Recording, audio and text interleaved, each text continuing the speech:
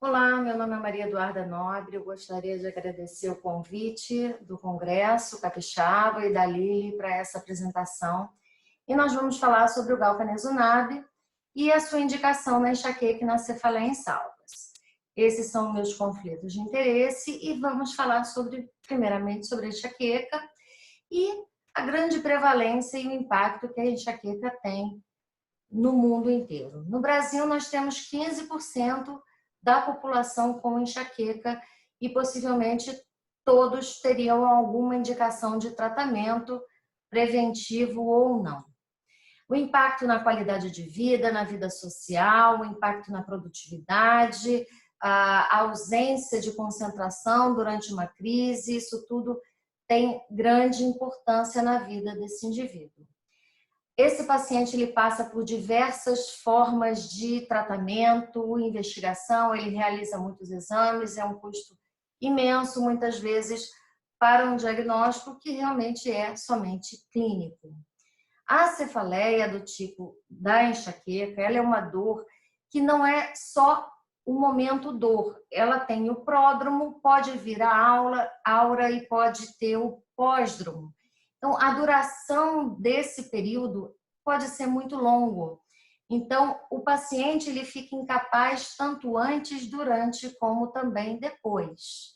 Eu vou trazer para vocês um caso clínico de rotina para que a gente possa acompanhar junto o raciocínio da escolha terapêutica. É uma paciente de sexo feminino, casada, professora natural do Rio de Janeiro, com a queixa de dor de cabeça. Iniciou o quadro marcadamente após o nascimento do primeiro filho aos 27 anos, o que não é comum, geralmente na adolescência. Apresentava episódios anteriores, pontuais, geralmente na menstruação, melhoravam com analgésicos comuns. A dor, geralmente frontotemporal alternante, apresenta fotofobia, fonofobia e osmofobia, em crises mais intensas, que geralmente também vêm acompanhadas de náuseas, raramente vomita. Dura várias horas, até 2 dias e piora com os esforços. Um critério importante, piorar com os esforços no diagnóstico diferencial de cefaleia do tipo tensional. Opa, voltando. Há um ano, as crises ficaram mais intensas e com maior duração, apresenta 1 a 2 vezes por semana, geralmente com maior intensidade e duração no período menstrual. Os gatilhos, além da menstruação, estresse, alteração de sono, menstruação, álcool, perfume e jejum prolongado. Não faz uso de método contraceptivo hormonal, pois associava a piora das crises, optando pelo uso do preservativo. Já procurou tratamento em outras ocasiões, de piora da frequência, sem manter por muito tempo, pela presença dos efeitos colaterais, principalmente ganho de peso. Na época, realizou tomografia e ressonância que foram normais. Ela tem depressão, usa sertralina, ansiedade, alprazolam SOS, a mãe tem enxaqueca e ela tem 2 filhos. Uso moderado de álcool, nega tabagismo, droga, não faz exercício, não abusa de cafeína e alto nível de estresse. Constipação, peso e altura com IMC de 29, sobrepeso, quase obesidade. Exame normal, pressão normal, tudo normal, inclusive o exame da TM. O diagnóstico é importante que nós utilizemos a classificação internacional.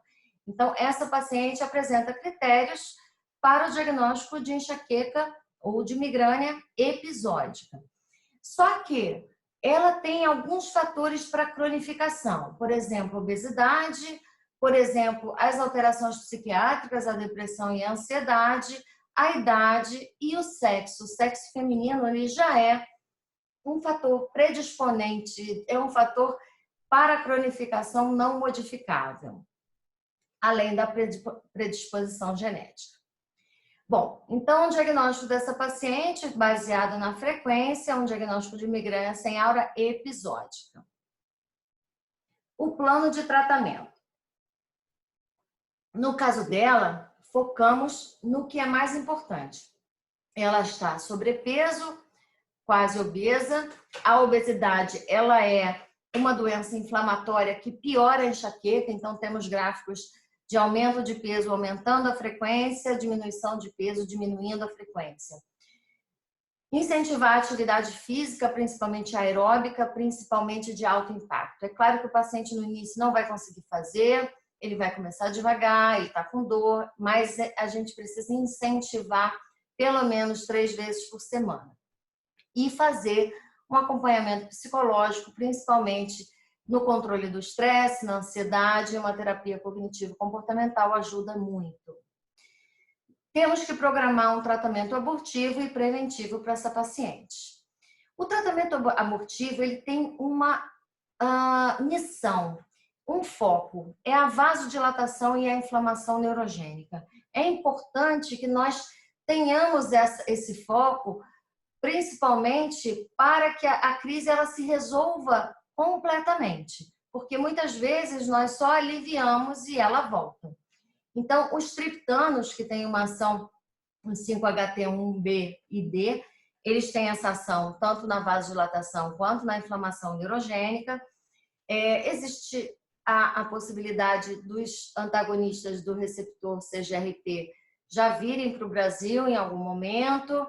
Nós temos que usar possivelmente um anti-inflamatório associado ao triptano, que é o que nós temos aqui. E também teremos o 5-HT1F, o agonista do 5-HT1F, que é o lasmiditan, que possivelmente teremos ano que vem. Então, além da triptana que nós temos e anti-inflamatório que nós temos, nós não podemos esquecer da dopamina, que tem uma ação muito na resposta emocional à dor, ação na náusea, no vômito, nessa paresia gástrica, mas muito ligado a essa interpretação e na resiliência em relação à dor. Então, a associação de um antiemético é muito importante.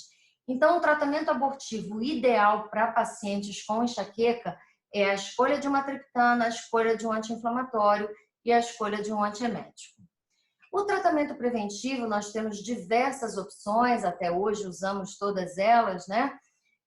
Aqui, em nível de evidência, com trabalhos controlados, nós temos o beta-bloqueador, os anticonvulsivantes, a flunarizina, que é um bloqueador de canal de cálcio, e a toxina botulínica nos casos crônicos.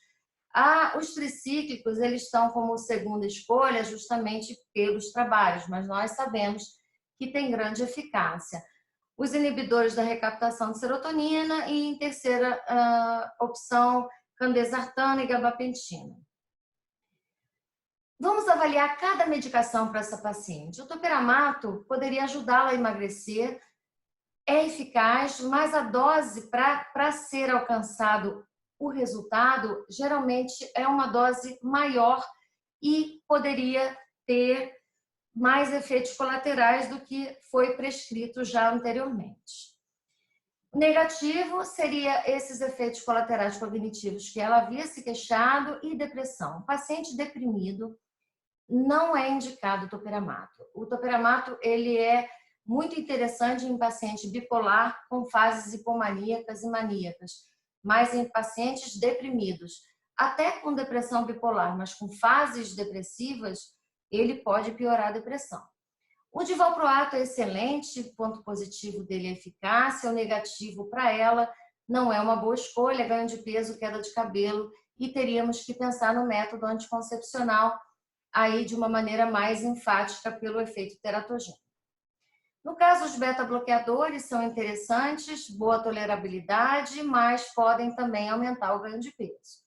Tricíclico positivo seria a ação antidepressiva, mas no caso ela já está usando um antidepressivo, já está bem, então não seria interessante acrescentarmos um tricíclico ou trocarmos a medicação do colega. E o negativo, ganho de peso e constipação, que para ela também isso é um problema. No caso dos inibidores seletivos, ela já toma, né? Então, um positivo, ação antidepressiva, é bem tolerado, mas já está em uso e sem eficácia. E a troca seria inadequada. A flunarizina, para ela, seria absolutamente péssimo. O ponto positivo é a eficácia, mas ele gera grande ganho de peso e pode levar à depressão também. Muito usado em criança, adulto não é uma boa escolha. E a toxina botulínica seria mais para caso crônico. No caso, os MABs são uma escolha muito interessante. Nós temos no Brasil o Erenumab, Galcanezumab e Fremanezumab. Eles têm algumas diferenças. O Erenumab é humano, os outros são humanizados, mas isso na prática não traz grande diferença. O Erenumab ele age no receptor, enquanto o Galca e o Frema eles agem na molécula. A meia-vida é um pouco diferente e a forma de administração e de posologia é um pouco diferente também. O Erenumab mensal, podendo dobrar a dose, o Fremanezumab mensal, podendo ser a cada 3 meses, e o Galcanezumab mensal, porém com dose de ataque no primeiro mês. A gente sabe que o CGRP ele tem importância na fisiopatologia da enxaqueca, seus níveis aumentam durante as crises e normalizam com o alívio da cefaleia. A administração do CGRP desencadeador em portadores de enxaqueca e o uso de triptanos reverte esse aumento. Então, essa molécula foi estudada para medicamentos orais, para medicamentos de outras formas e para prevenção ela gerou grande hepatotoxicidade, por isso os anticorpos monoclonais foram desenvolvidos em que isso não ocorre. A metabolização é celular e não há hepatotoxicidade.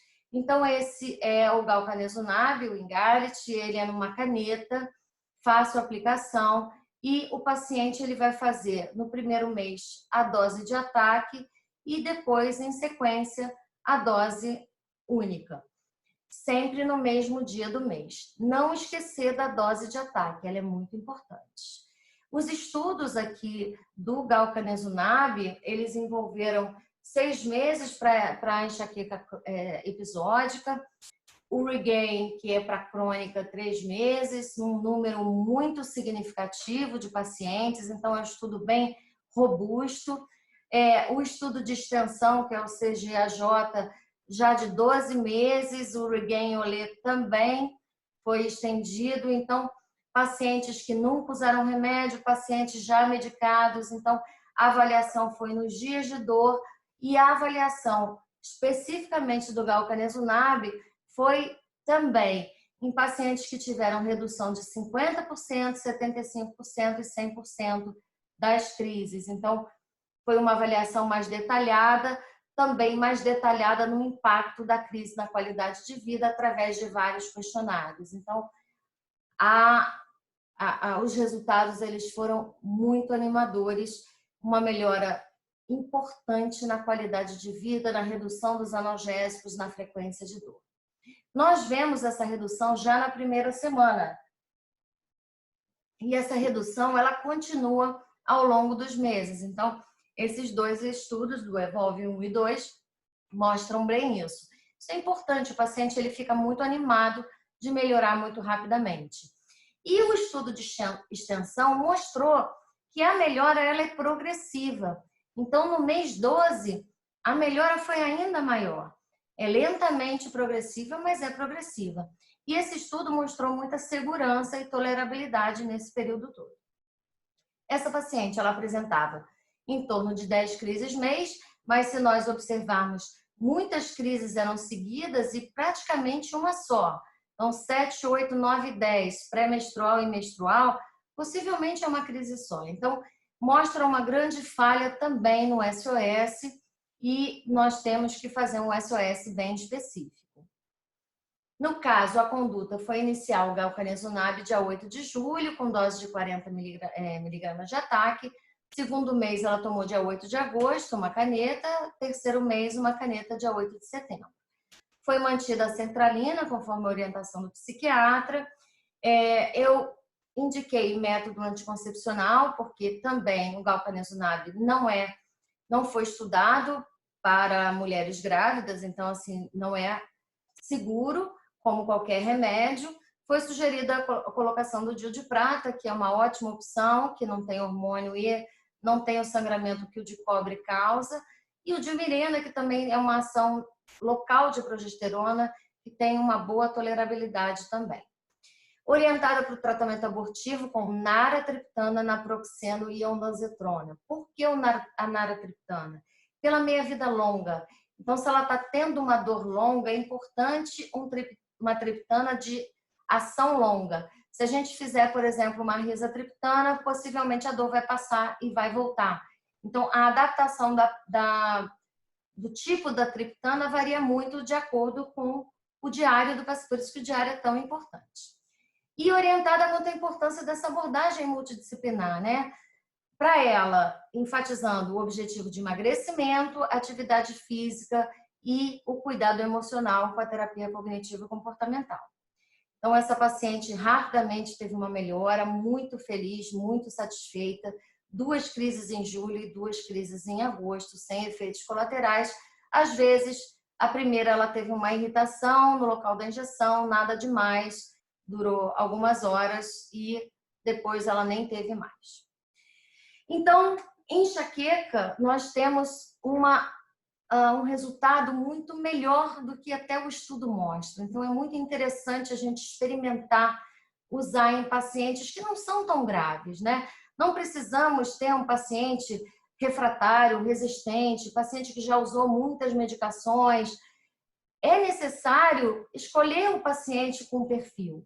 O paciente que pode apresentar muitos efeitos colaterais com as drogas que nós já temos, é um bom paciente. Acima de 4 dores por mês, nós podemos utilizar com segurança. Então, não pensem só em usar nos casos mais difíceis. É claro que nos casos mais difíceis ele parece ser muito bom, porque nesses casos mais difíceis o efeito placebo é muito baixo. Então, nos estudos houve uma grande diferença. Mas nos casos em que os pacientes não estão usando nenhuma medicação, a resposta também foi muito boa. Então, é muito importante nós pegarmos a mão da medicação. É um depoimento de que realmente funciona muito bem. E no caso da cefaleia em salvas, é uma alegria para mim poder falar sobre isso, porque é o primeiro remédio aprovado pelo FDA e pela Anvisa para cefaleia em salvas. Todos os outros medicamentos e todas as nossas condutas são baseadas em medicamentos usados para outras coisas, então não tem nenhum em bula para cefaleia em salvas. Então, a cefaleia em salvas, ela foi descrita em 1941 pela primeira vez, num relato muito interessante em que Nicholas Tulp, que foi um médico que escreveu um grande tratado de anatomia na época, ele mostrou uma dor que ela tinha horário fixo, extrema intensidade, que o paciente quase iria morrer, durava mais ou menos 2 horas e depois o paciente ficava bem e isso durava em torno de 14 dias e vinha no verão. Olha que interessante, mostrando a ritmicidade já de uma dor de cabeça que ele ainda não conhecia. E ao longo do tempo, vários médicos descreveram a cefaleia em salvas, porém em 1952 o Horton descreveu de uma forma mais completa e a dor passou a ser descrita como cefaleia de Horton. Até hoje algumas pessoas ainda usam, mas não se chama mais cefaleia de Horton.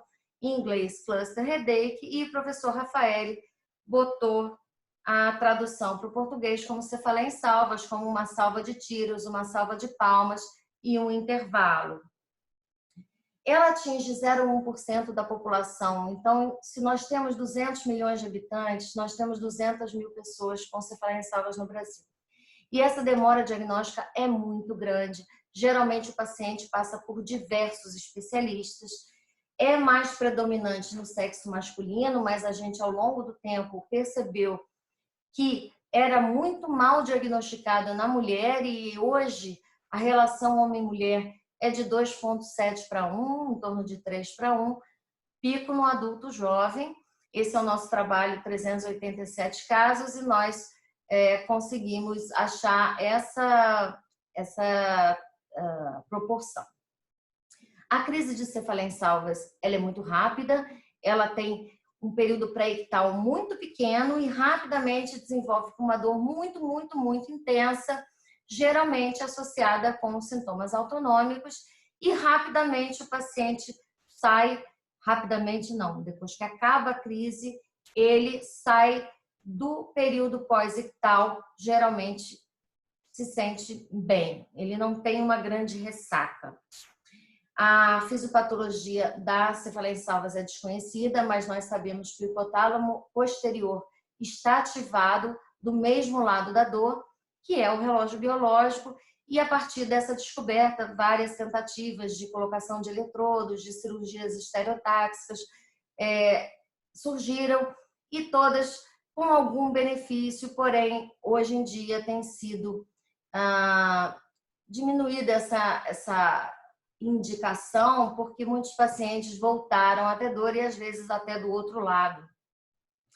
Então, a importância do CGRP, na cefaleia em salvas, também foi analisada, porque o CGRP ele também está elevado durante uma crise espontânea, está elevado durante uma crise induzida, e ele pode induzir uma crise no período da salva no paciente com cefaleia em salvas episódica.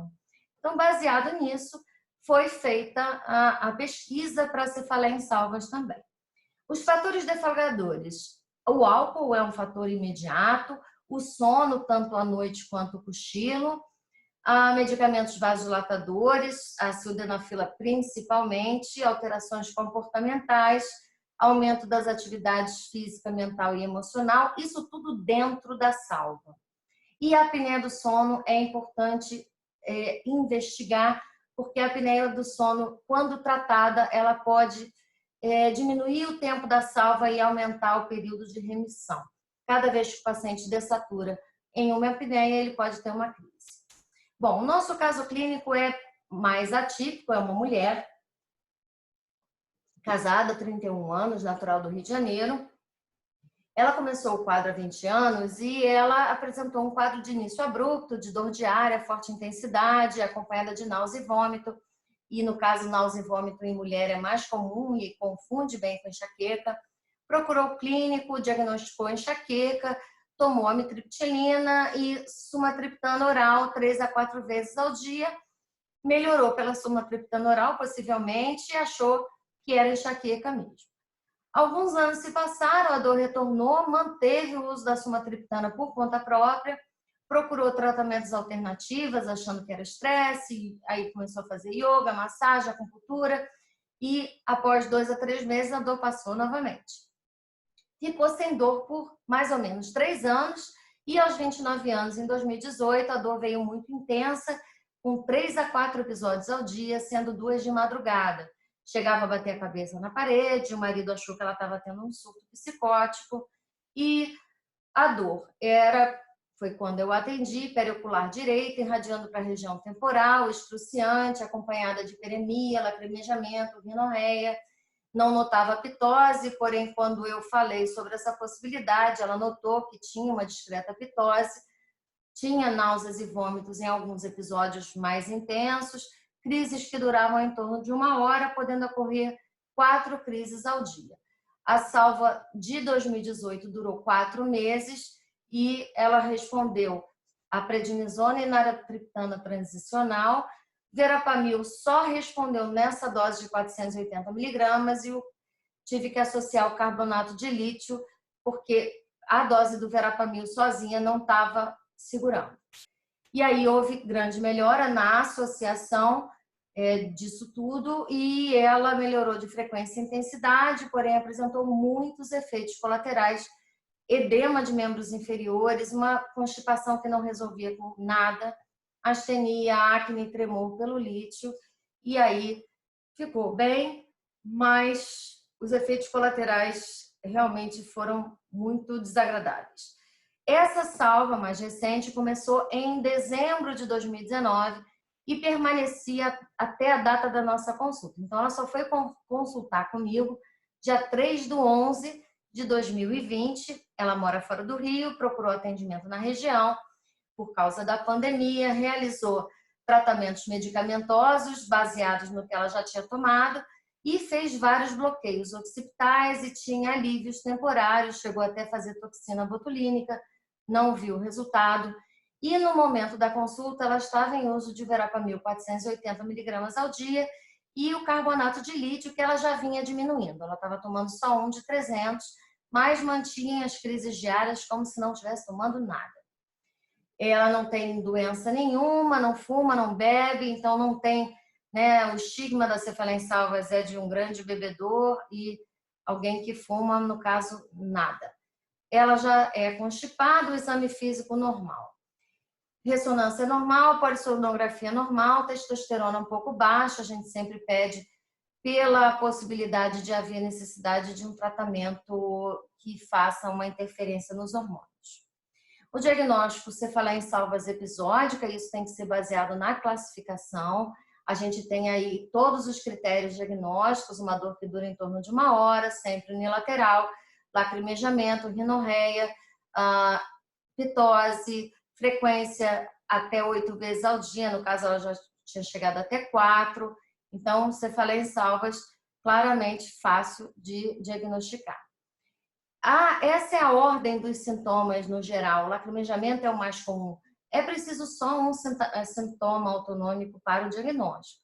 O mais comum é o lacrimejamento, seguido de hiperemia, congestão nasal, pitose, náusea, vômito, fotofobia, fonofobia e aura.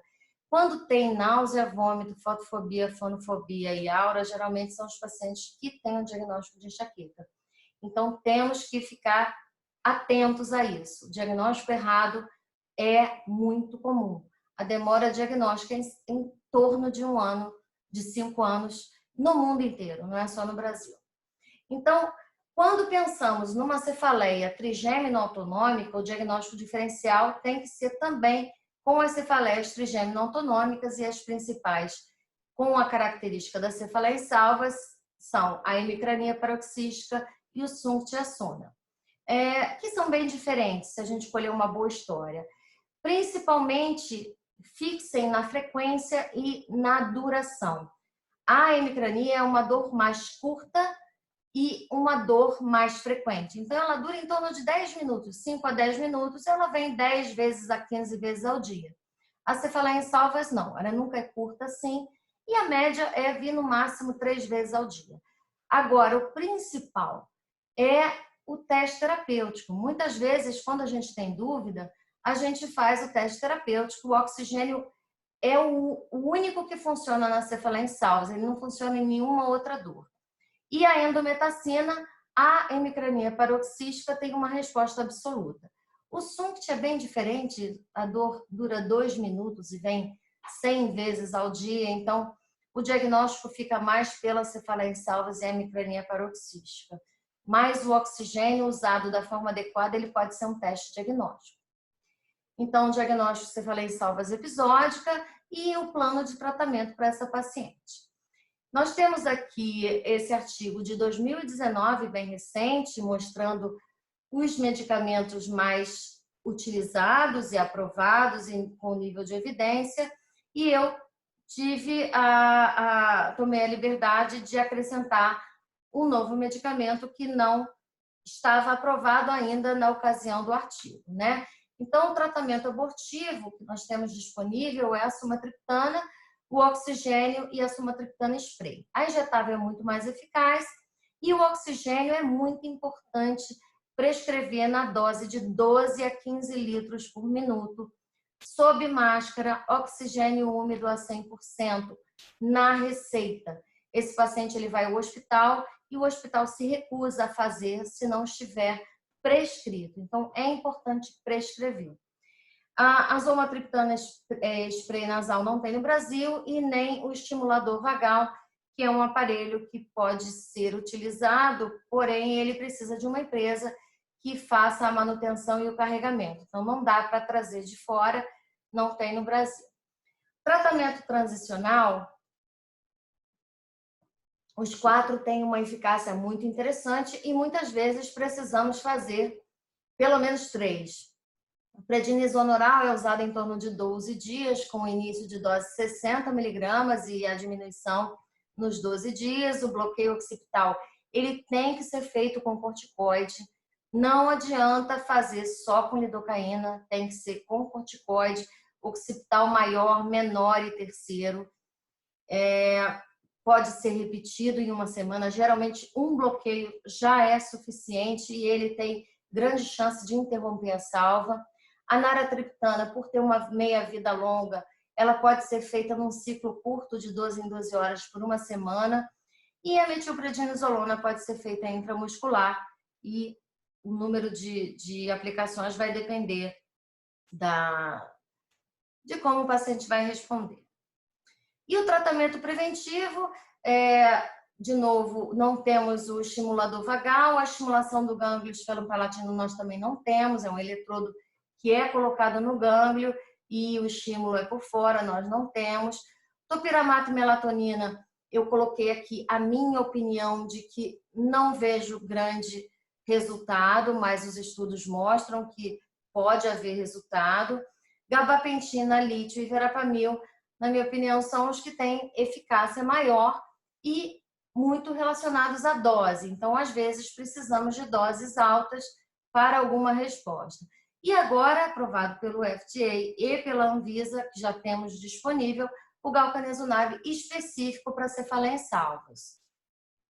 Então, para essa paciente que já estava tomando as medicações, a consulta dela foi no dia 3, foi iniciado o galcanezumab na dose de 300 miligramas e a dose foi dia 1º e a segunda dose seria no dia... a primeira dose foi no dia 5 de novembro, a segunda dose será no dia 5 de dezembro. No dia 23/11, ela me deu um relato, me mandou uma mensagem, em que eu iria até apresentar aqui, mas não vai ser o caso. Ela estava sem crises, porém com a sombra da dor, mas ela estava muito feliz, porque desde dezembro do ano passado ela não ficou sem dor esse período todo. Então, aplicou dia 5 até o dia 23, ela estava sem dor, apenas com a sensação de que a dor estava ali querendo. Orientada a fazer a segunda aplicação, porque a salva não acabou, não teve efeitos colaterais e foi programada a redução do verapamil após a segunda dose. O lítio, ela já estava reduzindo por conta própria, ela estava tomando um comprimido, eu suspendi e mantive o verapamil para eu não ter uma dificuldade de interpretação no uso do galcanezumab, e aí eu vou passar a reduzir após a segunda dose, essa é a minha conduta. O estudo para a cefaleia em salvas é um estudo muito complicado, o paciente ele tem muita dor e é muito difícil fazer a comparação com placebo por causa da intensidade, né? Foi um estudo de 3 semanas e que mostrou uma redução de 9 dores comparado ao placebo 5 dores. Para mim, essa informação é muito interessante, porque na semana 3, 71% dos pacientes apresentaram maior redução que 50% das crises. Isso é muito significativo. E a observação que eu faço é que também diminui a intensidade. Então, às vezes, vem crises quase que frustras, ela vem e vai embora. O placebo mostrou 53%. A dose do estudo foi 300 miligramas até o fim do período da salva. Então, mostrando aqui novamente a comparação, mais ou menos 9 crises e uma redução de mais ou menos 5 crises. E o meu depoimento é de que o efeito é bem melhor do que o estudo mostra. A média de redução na frequência nas 3 semanas foi de 52% no grupo galcanezumab e 27% no grupo placebo. A dose é 300 miligramas, eu enfatizo que é diferente da enxaqueca. Então, a dose, ela vem com 3 seringas de 100 miligramas que devem ser aplicadas simultaneamente, né? Uma na sequência da outra. Então, 3 no mês 1, 3 no mês 2. Então, 300 miligramas, até a salva acabar. Quando a salva acabar, não precisa fazer a dose seguinte. Então, isso é muito importante. Não se deve manter o tratamento no período de remissão. Quando a salva acaba, interrompe-se todo o tratamento, oral ou qualquer que seja. No caso desse artigo, que foi escrito também com a participação do Goldsby, ele coloca 4 semanas sem sombra. Na minha opinião, 15 dias sem sombra já é o suficiente para a gente saber que a salva acabou. E aí a gente pode ir desmamando as medicações com tranquilidade.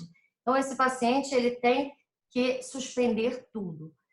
Vários pacientes que mantêm a medicação sem necessidade, quando a salva vem, ele já não mais faz efeito. Isso acontece muito com o verapamil.